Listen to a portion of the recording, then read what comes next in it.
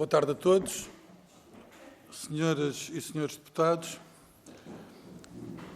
Estamos hoje aqui reunidos para proceder à audição da petição número 175/15, primeira, intitulada "Não deixamos matar o alojamento local e a economia local", e que tem como primeiros peticionários, e estão aqui presentes, Luís Miguel de Melo Torres Marques e Carla Costa Reis, e que reuniu 19.654 assinaturas, sendo, por isso, no âmbito das petições que nós, ao longo dos anos, temos sido chamados a avaliar, uma petição com muito peso e significado. Não é mais ou menos importante por força dessa circunstância, mas não queria deixar de notar, independentemente da avaliação que cada um faça a respeito da matéria, o empenho cívico e a colaboração que essa iniciativa projeta e, em particular, o significado no âmbito dos órgãos de soberania da Assembleia da República que ela transmite. Portanto, nós temos uma grelha em que os peticionários vão beneficiar de um período de 10 minutos para uma intervenção inicial. Nessa intervenção, o que se espera é que façam a apresentação da petição e dos seus fundamentos e, porventura, outras observações que entendam oportunas. E, após essa intervenção inicial, daremos a palavra aos grupos parlamentares que estão presentes, numa ronda única, em que cada grupo parlamentar disporá de 3 minutos no máximo. Encerrado esse período, haverá lugar a uma resposta final que dispõem de 10 minutos para o efeito. Eu quero fazer uma nota particular, se me permitem, na qualidade de relator, para assinalar o seguinte. É um facto que esta petição já deu entrada há mais de um ano. Deu entrada no dia 23/6/2023 e devo dizer que houve aqui circunstâncias supervenientes, entre as quais o facto da Assembleia da República ter sido dissolvida. Ainda assim, teria sido desejável que todo o processo relativo à petição, seja a audição de peticionários, seja diligências subsequentes para proceder à realização do relatório, tivessem tido lugar de uma forma mais expedita. E, por isso, ainda que a responsabilidade não seja toda minha, porque só fui eleito deputado nas últimas eleições e, portanto, quando a petição deu entrada e quando a sua distribuição, imagino que se tivesse outro relator, ainda assim, em meu nome, e se me permitem, em nome da Assembleia da República, se assim posso dizer, peço desculpa por essa circunstância, sabendo que agora estamos empenhados em dar a resposta o mais rapidamente possível. Por favor, tem a palavra, liga o microfone. Carla Costa Reis, por favor, tem a palavra. Então, o tempo, não é? Então, muito obrigada. É impossível não começar pelas últimas palavras do deputado Cristóvão Norte. Efetivamente, esta petição que foi entregue com 19.000 assinaturas, portanto, porque tínhamos alguma pressa para entregar, depois ultrapassou largamente as 19.000, foram 20 e tal mil, apenas para reforçar que há muita gente e muito boa gente interessada na melhor resolução deste tema e que, por essa razão, custa um pouco aceitar e entender que, impactando tantas famílias, mais de 60 mil, e havendo tanto empenho em participar ativamente na discussão desses temas e na clarificação de alguns detalhes que podiam efetivamente até influenciar a legislação e corrigir e esclarecer, não se entende que tenha demorado tanto tempo, e esse facto é indissociável de, agora que estamos aqui 1 ano e meio depois, as circunstâncias e os factos que levaram a esta petição alteraram, nomeadamente, e porque a nossa luta não se esgotou em reunir 20 e tal mil assinaturas. Aliás, quem acompanhou o ano passado viu-me a mim, ao Miguel e a muitos milhares de pessoas na rua, em várias manifestações. Portanto, e o nosso trabalho, efetivamente, teve resultados, obviamente acompanhados portanto, da alteração do Governo e que permitiu que depois algumas das medidas que foram resultado do anterior Governo tivessem sido já ou revogadas ou alteradas, indo um pouco no sentido daquilo que tinha sido as propostas da nossa petição, de maneira que o espaço de trabalho que nós temos para este texto diminuiu bastante. Umas porque já estão completamente resolvidas, nomeadamente a CEAL, que foi revogada, outras que foram mitigadas e algumas que esperamos que em breve sejam promulgadas pelo Sr. Presidente da República e que também acompanham o sentido daquilo que nós acreditamos não só ser justo, mas ser o certo para os cidadãos, ser o certo para as pessoas que procuram casa, ser o certo para as pessoas que querem continuar ter o seu alojamento local e também para as pessoas que em Portugal querem continuar a beneficiar da opção do alojamento local em detrimento de terem só a opção dos hotéis. Isto dito, sim, há muita coisa para resolver, sim, contamos com o apoio de todos os grupos parlamentares. Naturalmente, nem todos os grupos parlamentares têm a mesma visão sobre o alojamento local, mas a nossa disponibilidade para sentar à mesa é igual para todos, sabendo que temos perfeita consciência que é mais fácil falar com uns do que com outros. Expectavelmente, será para nós mais fácil falar com os grupos de centro-direita, que foram naturalmente quem nos apoiou, mas queria também deixar uma nota e um agradecimento muito especial ao PAN, pela sua responsabilidade e pela clareza que teve de entender que o alojamento local que nós representamos é muito diferente dos grupos hoteleiros que têm vindo, mês atrás de mês, a ver aprovados projetos hoteleiros, portanto, às centenas, nomeadamente nas zonas de contenção onde o AL foi banido. A nós custa-nos muito entender como é que num quarteirão inteiro não pode haver o AL no segundo esquerdo, mas pode-se transformar os pisos todos em apartamentos turísticos, portanto, que é o AL dos ricos. Não entendemos como é que isso é possível e queríamos aproveitar também esta audição para, já não sendo necessário corrigir algumas das coisas que estão aqui porque já foram corrigidas, mostrar a disponibilidade para discutir outros temas que nos preocupam atualmente, que são injustiças, nomeadamente essa duplicidade de critério que existe face à hotelaria, portanto não entendemos, e também a correção de pequenas coisinhas como porque é que o arrendamento para fins especiais e transitórios tem um limite de 1 contrato por ano no caso do turismo, sendo que nos outros casos, saúde, educação, trabalho, etc., não tem. Queria terminar com esta nota, antes de passar ao Miguel, que de facto continuamos a precisar de ajuda, sobretudo continuamos muito disponíveis para continuar a trazer dados para a mesa, para mostrar quem nós somos, a nossa disponibilidade para resolver e, sobretudo, nós somos pessoas que temos casas, portanto, o problema da habitação é um problema nosso também. Talvez o AL é que não seja uma questão de habitação, seja outra questão e, portanto, a nossa disponibilidade para também contribuir para essa clareza e discussão.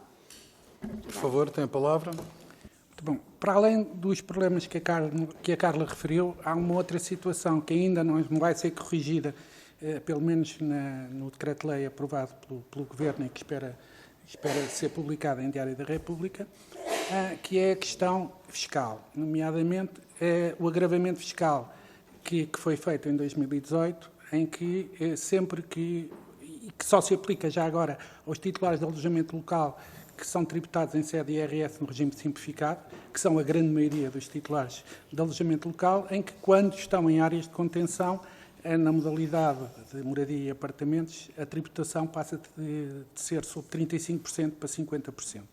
é algo que nós consideramos injusto e gostaríamos de ver corrigido no próximo Orçamento de Estado, que está, neste momento, em discussão.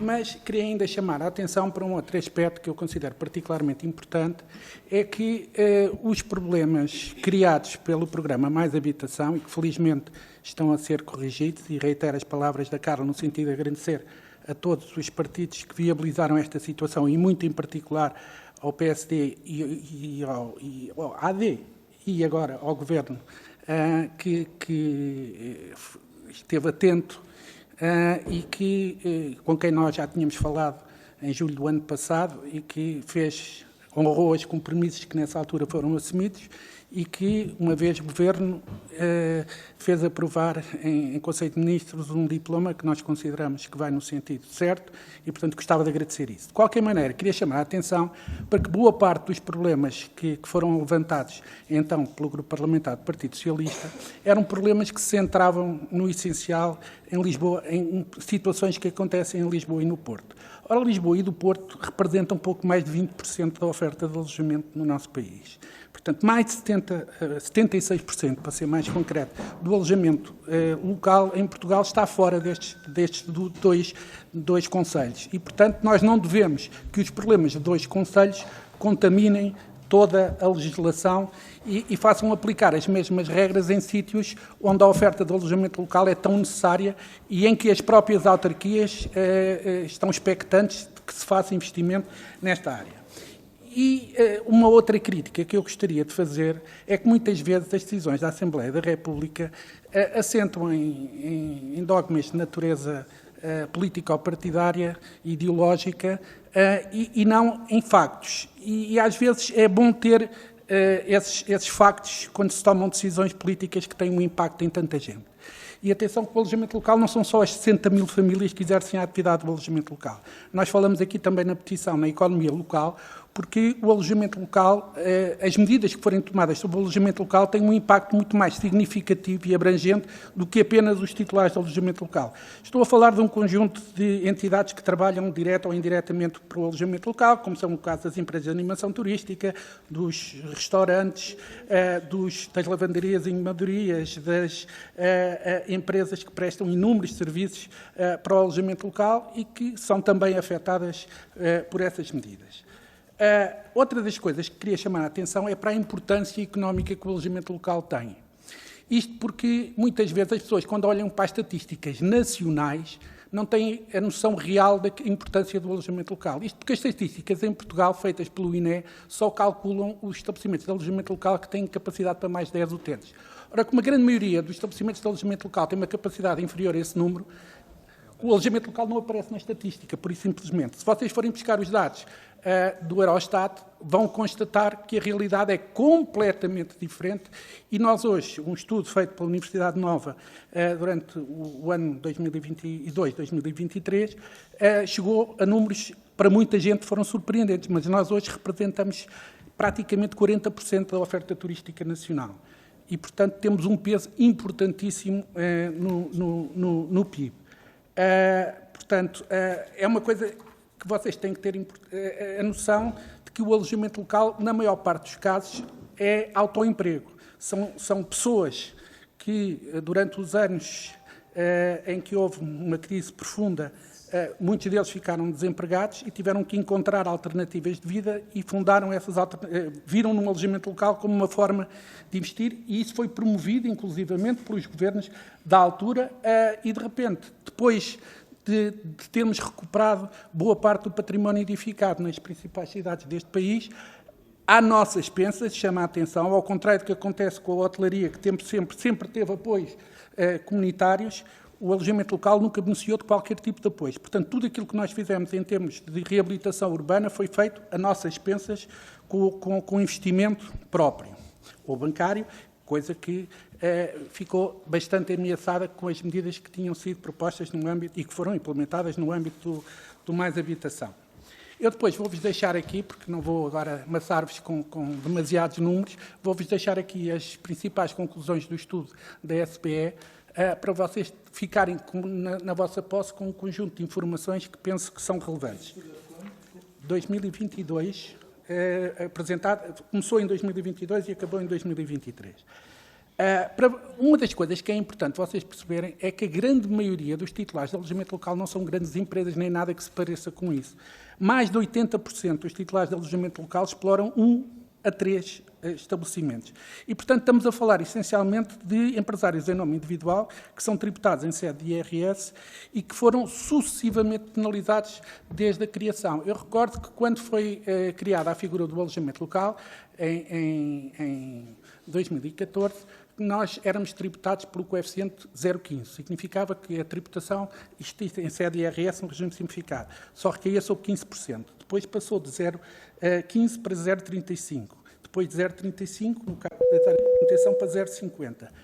E nós somos a única atividade económica que teve aumentos desta grandeza que não foram acompanhados em outra situação. Chama a atenção que, por exemplo, a hotelaria continua a ser tributada exatamente como nós éramos ao princípio, pelo coeficiente 0,15, isto quando são tributados em sede de IRS, coisa que não é normalmente o caso. Para terminar, chamar a atenção que uma boa parte da oferta de alojamento local exerce a sua atividade todo o ano, mas isso não é obrigatório. A lei o que diz é que quem define o período de funcionamento dos estabelecimentos de alojamento local são os titulares. E, portanto, há muita gente que faz alojamento local durante uma parte do ano e habita o próprio imóvel no resto do ano. E, portanto, as regras não podem ser exatamente iguais e essas situações devem ser diferenciadas. Depois, outra das coisas que é um mito, é que o alojamento local é uma galinha de ovos de ouro e que dá imenso dinheiro. Dá imenso trabalho, isso posso garantir. Dinheiro nem por isso. Se vocês virem o estudo que eu depois vou deixar, vou já terminar. Para terem uma ideia, a grande maioria dos titulares da AEL têm de receita anual lucro entre 6 mil a 12 mil euros por ano. Portanto, não estamos aqui a falar de nenhumas fortunas. Depois espero que fazer dinheiro. Sim, como é evidente. Mas eu deixaria então, depois nas respostas às perguntas que vocês tiverem, para poder então explicar mais algumas, responder a mais algumas questões que vocês entendem pertinentes.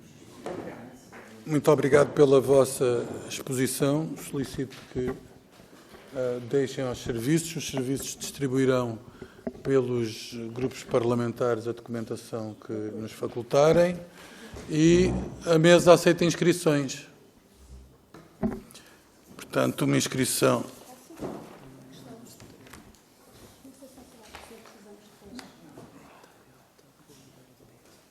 Tem a palavra o Sr. Deputado Hugo Oliveira, do Grupo Parlamentar do Partido Socialista. Por favor, dispõe até 3 minutos. Muito obrigado, Sr. Deputado. Cumprimentar o Sr. Luís Marques e a Sra. Carla Reis. Evidentemente, agradecê-los os esclarecimentos que aqui nos trouxeram, tendo também já a oportunidade de ler a petição e não tendo uma responsabilidade direta, mas evidentemente pedir-lhes desculpa, porque fazemos uma discussão que vai bastante atrasada, ou seja, certamente que era a vossa pretensão fazê-lo antes da aprovação do mais habitação. Como dizem, muitas das situações tinham a ver com a aprovação desta lei, mas infelizmente este é um tema que se vai mantendo, infelizmente não é a questão do alojamento local, é também de ausência, de dificuldade que temos em encontrar habitação. E este é um tema que temos feito de forma clara, porque nós não podemos falar à segunda, quarta e sexta da falta de habitação que temos no país e à terça, quinta e sábado do alojamento local. Esse é um debate fácil de ser feito, mas ele não é sério. E, portanto, poderá encontrar esse suporte em algumas bancadas no Parlamento. Mas nós não o faremos nunca dessa forma. E com isto não é nenhum preconceito. Nada contra o alojamento local. Muito pelo contrário. Mas é evidentemente enquadrar aquelas que são muitos dos alojamentos locais atuais que estavam destinados à habitação. Em 2017, 2018, a lei foi alterada, podendo os municípios restringir. Eles duplicaram. Ou seja, as restrições, as dificuldades que vão sendo apontadas, elas não vão restringindo o crescimento do alojamento local.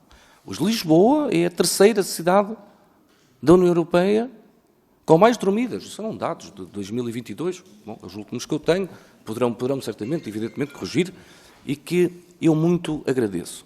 Agora, evidentemente, que as situações têm que ser separadas. Aliás, falou bem quando disse que, do ponto de vista do regime fiscal, as zonas de contenção estão nos 50%. Essa é uma clara separação daquilo que nós sabemos, onde há uma sobrecarga maior, uma pressão maior, de onde não existe. Poderemos, evidentemente, fazer outros, mas quando diz isso, já e aqui existe. Pois existe, como disse, porque é maior sobrecarga e porque sabemos bem que é onde está também uma afetação maior e uma dificuldade maior no encontro de casas, onde vamos encontrando um aumento do arrendamento. Infelizmente, não é só em Lisboa e no Porto. Estaríamos numa situação difícil se assim fosse. Mas ainda estamos pior, porque ela também é em Aveiro, também é em Braga, também é em Faro. E tudo, quando olhamos para isto, nós não... Bom, mais habitação não é uma novidade. As restrições que vão sendo feitas, elas não vão sendo feitas em Portugal. Porque não é só Portugal que se vai deparando com esta dificuldade. Aquilo que nós vamos pretendendo e que sempre olhamos para isto é que, evidentemente, respeitando quem trabalha, quem, evidentemente, quer produzir, quem quer enriquecer, e bem, mas olhando também sempre para uma dificuldade também que temos da habitação. E, portanto, aquilo que esperarão sempre da parte do Partido Socialista é que nunca faremos o debate separado. Nós nunca falaremos à segunda, terça e sexta-feira de alojamento local e à terça, quinta e sábado da habitação. Muito obrigado. Muito obrigado, Sr. Deputado. Tem agora a palavra, em nome do Grupo Parlamentar do Chega, o Sr. Deputado Carlos Barbosa, por favor. Sr. Deputado. Muito obrigado, Sr. Presidente. Em primeiro lugar, dar as boas-vindas aos seus peticionários, Sr. Luís Marques e a Sra. Carla Reis, pelo assunto que nos trazem cá. É algo que já vem sendo discutido já há longo tempo e desde já peço-vos desculpa, mas quando fazem a menção dos agradecimentos ao Centro-Direita e ao Partido PAN, acho que esqueceram do Partido Chega, porque o Partido Chega foi o partido que mais reivindicou pelo alojamento local, que mais vezes recebemos a Alep aqui no Parlamento e que sempre estivemos de portas abertas e grande parte das vossas premissas nós defendemos em Parlamento. Com vários projetos de lei acautelados em Assembleia. Por outro lado, nós não podemos também deixar de referir que nós chegamos a este panorama advindo de também um âmbito ideológico, e concordo com aquilo que vocês dizem, do Partido Socialista, que fechou os olhos cegamente a tudo o que fosse alojamento local e envolveu tudo dentro do mesmo pacote, quer fossem pequenos empresários, quer fossem grandes empresários. E nós não podemos esquecer que 80% do alojamento local é feito por pequenos empresários. E muitos desses sofreram na pele a circunstância daquilo que vocês fizeram com o pacote mais habitação. E isto foi grave, que vocês transmitiram ao país. Nós também não podemos deixar de verificar que o problema da habitação não se centra no alojamento local. Centra-se sim em outros vetores de proprietários que, por exemplo, não tenham confiança no próprio mercado, de circunstâncias do próprio Estado, também tem casas de volutas e não as conseguiu colocar no mercado, nem as quer colocar no mercado, nem sabe quantas é que tem, e então fomos àqueles que são mais frágeis. E foi isto que aconteceu. Nós já, durante esta própria legislatura, já reunimos também com o Sr. Ministro das Infraestruturas e Habitação e com o Sr. Secretário da Habitação, onde algumas das medidas que vocês falam aqui, nós evidenciamos, em que somos contra que elas ainda se mantenham, como a intransmissibilidade da licença, como também a verificação dos 5 anos da própria licença e também com a medida do próprio imposto que estava, o SIVA, em que foi já retirada, e muito bem, porque era um imposto completamente injusto, que estava em cima do alojamento local. Neste âmbito, deixo-vos também uma questão, junto que certamente vão querer esclarecer, é que mais medidas, e nós sabemos que existem mais medidas que podem ser ainda acauteladas durante esta legislatura, para que o alojamento local não seja tratado como parente pobre ou então como o papão da falta de alojamento e a falta de habitação em Portugal. Muito obrigado.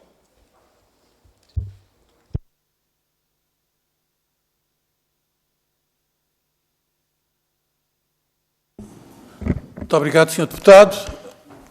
Não registro a presença de mais grupos parlamentares à margem do grupo parlamentar do Partido Social Democrata e eu despirei aqui a minha qualidade de relator e farei a intervenção em nome do grupo parlamentar do Partido Social Democrata. A primeira coisa que desejo transmitir é que o Partido Social Democrata tinha um compromisso que firmou com a ALEP e um compromisso que, independentemente de ter sido firmado com a ALEP, já foi firmado há longos anos com os proprietários do alojamento local. Nós dissemos sempre que o alojamento local era uma figura essencial para a dinamização económica, explicava muito da recuperação económica do país e nós, e outros até, que se vangloriam com a circunstância de se terem citado uma recuperação económica ao longo da última década, não podem, em momento algum, negar que muito dessa recuperação económica se deveu ao dinamismo do alojamento local, que respondeu, em primeira linha, à necessidade de alteração do perfil do turista, à democratização do acesso às viagens, à revolução que o setor do turismo registou e para o qual foram mobilizadas as energias de muita gente que ou não tinha emprego ou precisava completar os seus rendimentos e que, após essa solicitação do Estado, entendeu que o seu empreendedorismo no alojamento local poderia não apenas servir a sua situação particular, como prestar um inestimável serviço ao país. Prestou esse serviço quando recuperou os centros urbanos que estavam entregues a fenómenos de exclusão social que não eram competitivos e que eram uma vergonha para todos nós. Prestou quando valorizou a qualidade da oferta, que muitas vezes era feita na economia paralela, como era o caso paradigmático do Algarve, e que hoje tem outros padrões, outras regras, valorizando o nosso património turístico. Prestou quando criou um complexo de atividades económicas, diretas e indiretas, e outras induzidas, que foram essenciais para o país. E nós cumprimos. Cumprimos quando eliminamos a revogação da contribuição extraordinária, uma perseguição sem nome, sem justificação.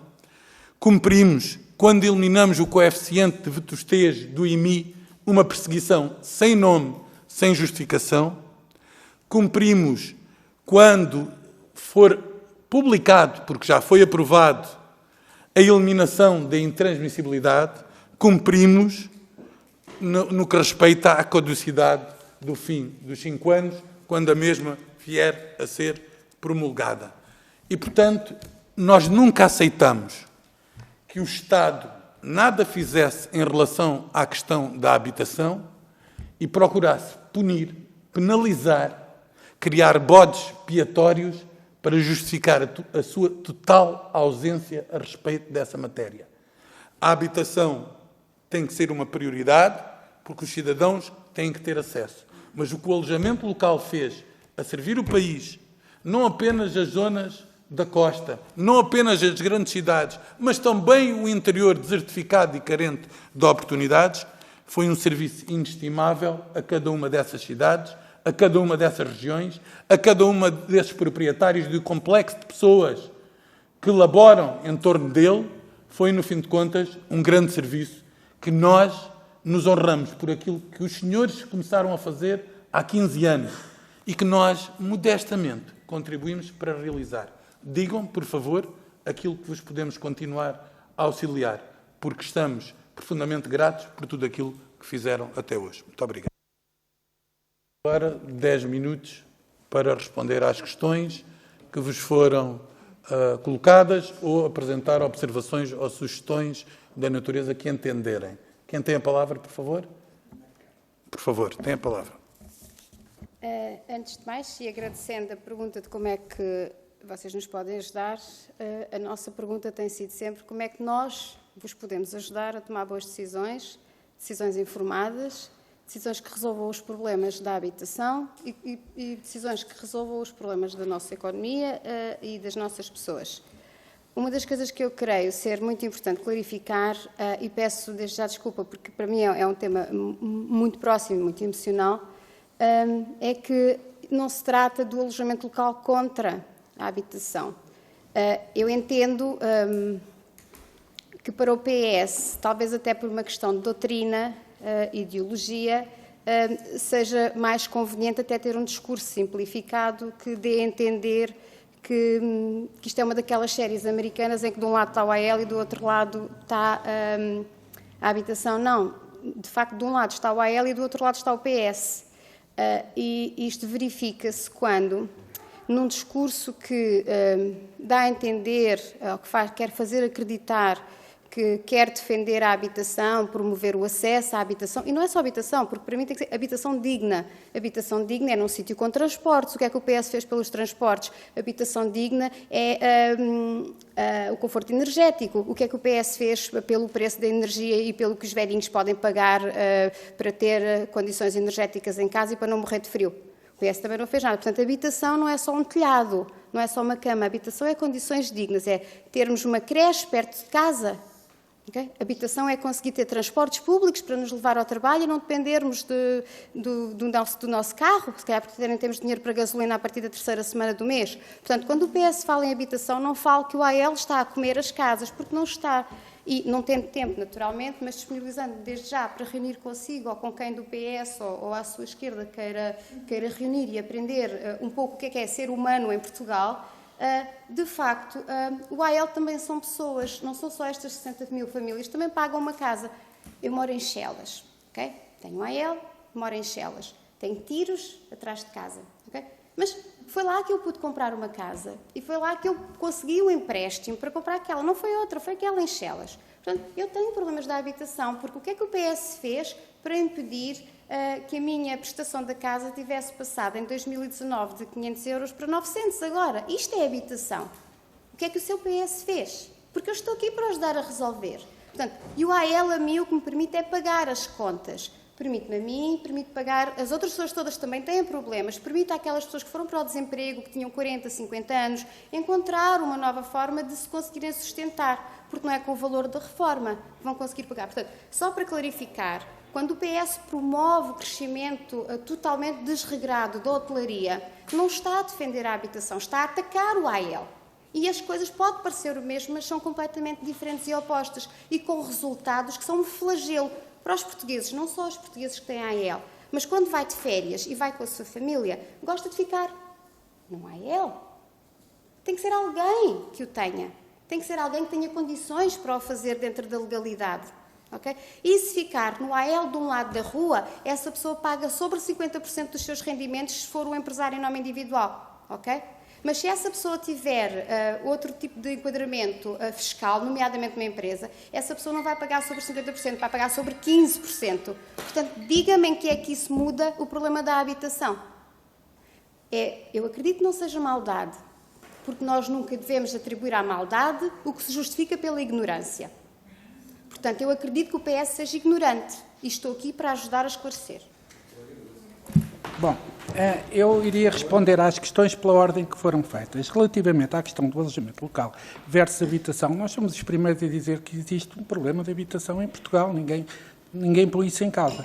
Agora, o que não podemos aceitar é que o AL seja considerado como o principal responsável por essa situação.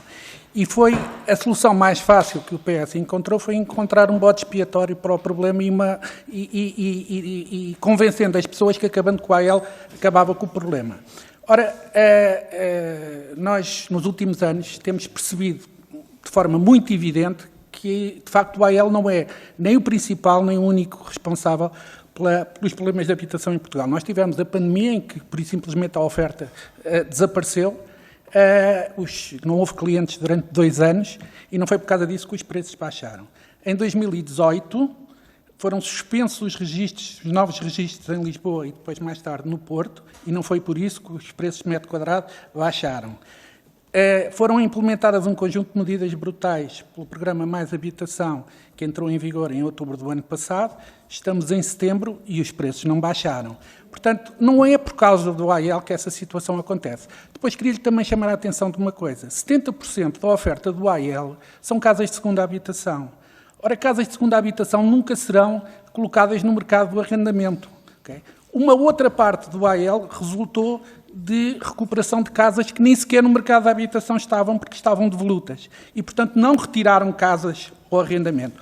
E mais do que isso, para resolver os problemas, o PS propôs ao Governo, e o Governo aceitou, que nas áreas de contenção não seja possível fazer novos registros da AEL quando nos últimos 2 anos tiverem existido contratos de arrendamento. Nós somos os primeiros a dizer que queremos contribuir ativamente para ajudar a resolver o problema. O que não queremos é ser considerados os maus da fita, que, como o deputado Cristóvão Norte referiu muito bem, investimos o que tínhamos e o que não tínhamos e de repente tiram-nos o tapete completamente debaixo dos pés.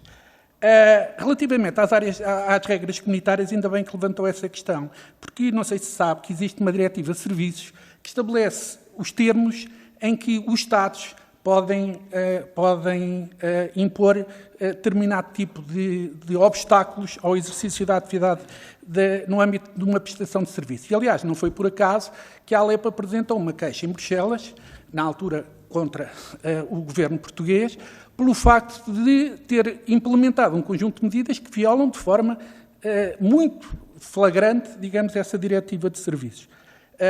Que, no fundo, nós tínhamos uma legislação em Portugal que tinha sido apontada, quando foi feita em 2014 e nos anos subsequentes, como um modelo que, inclusivamente, serviu de base a muitos países, porque nós somos o único país em que existe uma legislação de âmbito nacional que regula esta matéria, quando na maior parte dos outros países as regras são de natureza municipal, nem sequer são de natureza nacional, e que éramos a legislação modelo. E, de repente, passámos o exemplo para o resto dos países europeus como o pior exemplo possível quando fizeram o que fizeram no Mais Habitação. Relativamente às questões que o Chega levantou, eu quando referi os partidos do centro e da direita.